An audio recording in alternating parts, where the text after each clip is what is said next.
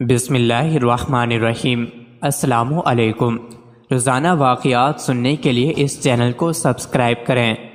حضرت عمر فاروق رضی اللہ تعالی عنہ جب مسلمان ہوئے، نماز کا وقت ہوا تو حضور صلی اللہ علیہ وسلم نے فرمایا، صحابہ تیاری کرو نماز کی۔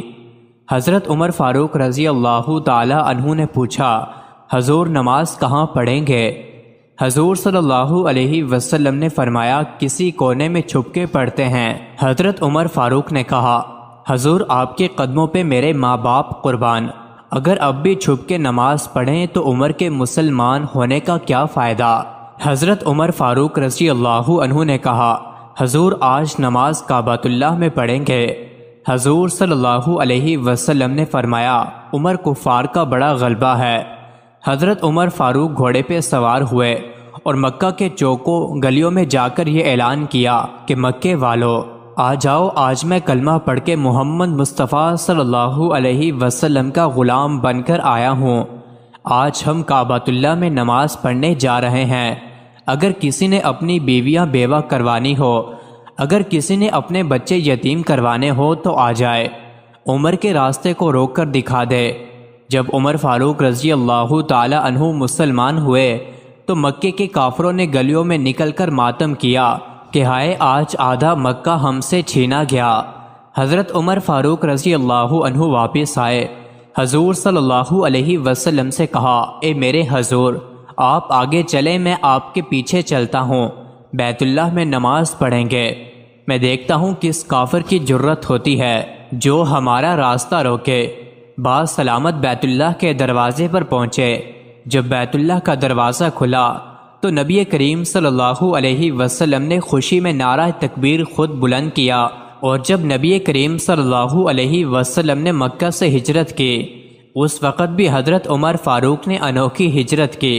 سب سے پہلے بیت اللہ کا طواف کیا، پھر گھوڑے پہ سوار ہوئے اور مکے کی گلیوں میں اعلان کیا کہ آج میں ہجرت کر کے جا رہا ہوں مدینہ اپنے محبوب محمد مصطفیٰ صلی اللہ علیہ وسلم کے پاس۔ اگر کسی کافر میں جرت ہے تو عمر کے راستے کو روکے۔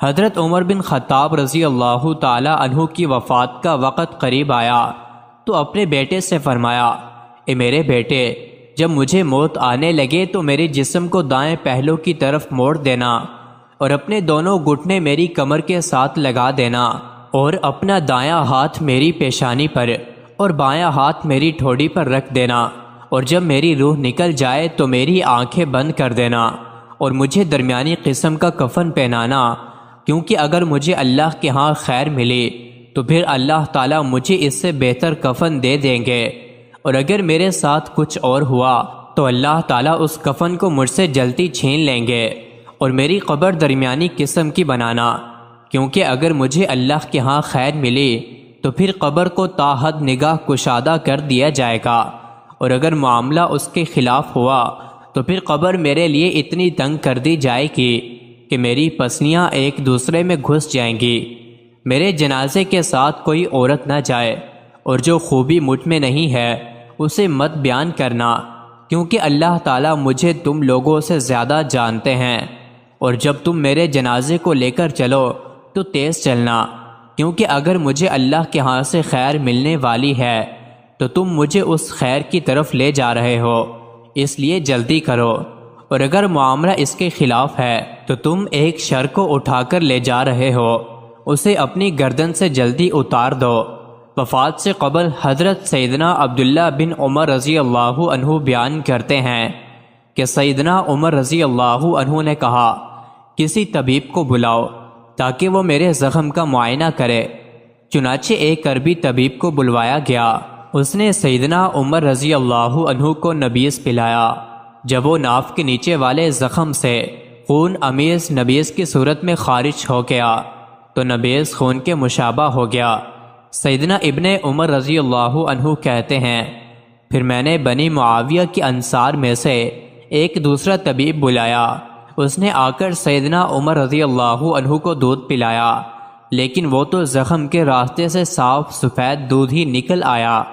طبیب نے کہا، امیر المومنین وصیت کر لو، آپ فوت ہونے والے ہیں۔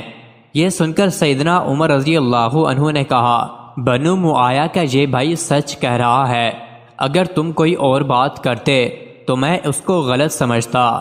یہ بات سن کر لوگ رو پڑے، جس پر سیدنا عمر رضی اللہ عنہ نے کہا، ہمارے اوپر نہ رو، جو رونا چاہتا ہے وہ باہر چلا جائے۔ کیا تم لوگوں نے رسول اللہ صلی اللہ علیہ وسلم کا یہ ارشاد نہیں سنا کہ میت کو اس کے اہل و عیال کے رونے کی وجہ سے عذاب دیا جاتا ہے؟ یہی وجہ ہے کہ سیدنا عبداللہ رضی اللہ عنہ میت کے پاس رونے نہیں دیتے تھے، رونے والی ان کی اولاد ہو یا کوئی اور۔ مزید ایسی ہی ویڈیوز کے لیے چینل کو ضرور سبسکرائب کریں۔